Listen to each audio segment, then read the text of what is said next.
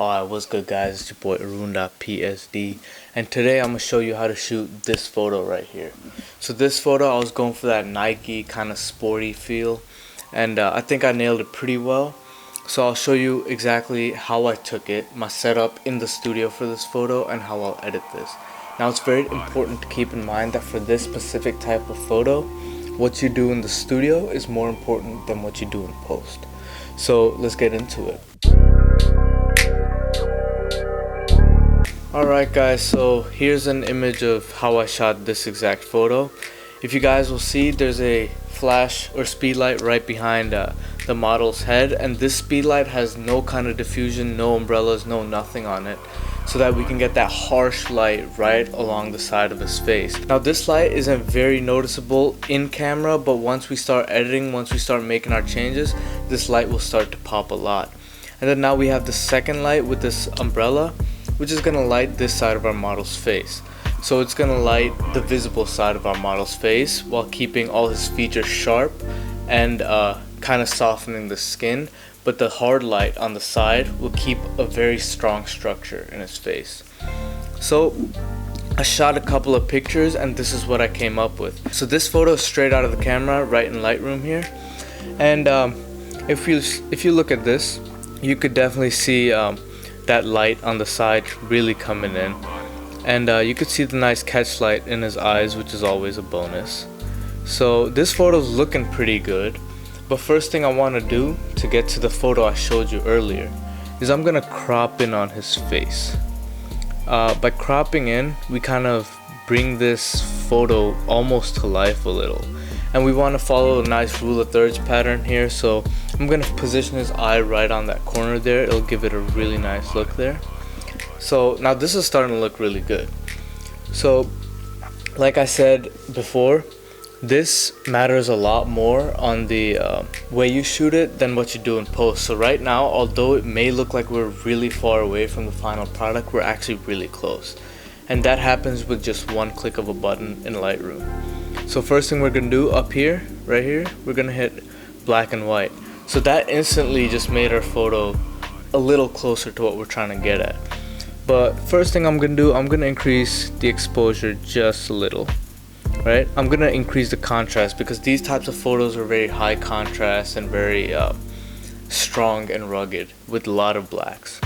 And I'm going to increase my highlights just a little. So this is going to help pop out the rim light that we put. So then I'm gonna bring my shadows down just a little. My whites I'm gonna bring up just to bring his face out. And now his face is starting to really pop against that black, and that's what we want. But we don't want it to be too washed out. And then I'm gonna bring the blacks down just a little. Now with this type of photo, we really want that rugged, that hard, you know, kind of like NBA poster kind of feel. So our clarity slider is going to do a lot for this image. So you already know I don't do it until the end, but this time I'm going to make the exception because I think that's one of the most important parts of this photo. So I'm going to bump that up just a little. So now that's already starting to look pretty good. So we're going to go down to this tone curve, and for those of you who don't know, up here is your whites and your highlights, down here is your blacks and your shadows. We're going to do a pretty basic tone curve adjustment, and that's starting to look pretty good. But one thing I notice about these types of photos, whether you look at Nike, Adidas, Puma, whenever they shoot these types of photos, they never like to keep their blacks solid black. They always love a little fade in their blacks. So what I'm going to do, if I drag this point up just a little, it fades my blacks just a little. And it already started looking better. If we look at the difference the tone curve made, miles better. So now this stuff, it doesn't really affect us, but this is going to change the lightness of the skin, which I'm going to bring up a little. And then all this stuff won't matter. So right now, right here, I think his face is just a little too hot. It's a little too bright for my taste, so I'm just going to paint a little mask there and just bring down the exposure and the highlights just a little, so it kind of evens his face out. And another issue I'm seeing right here is the light was kind of leaking off of his nose and onto his cheek here. not too big of a problem, but it just kind of takes away from the image. Once you see it, you can't really unsee it. So what I'm gonna do, I'm just gonna take our spot removal tool in Lightroom. I'm just gonna click on that. It should find a pretty good spot for it to replace. And if you saw this for the first time, you wouldn't even realize something was replaced. So that's basically how I would go about editing this photo, how I shot this photo.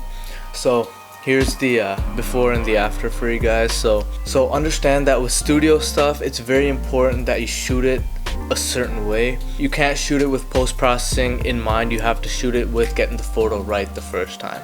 So hope you guys learned something. Hope I inspired you guys to go into your studio, take some bomb ass photos, and I'd love to see them, by the way. So hit your boy up on Twitter or Instagram.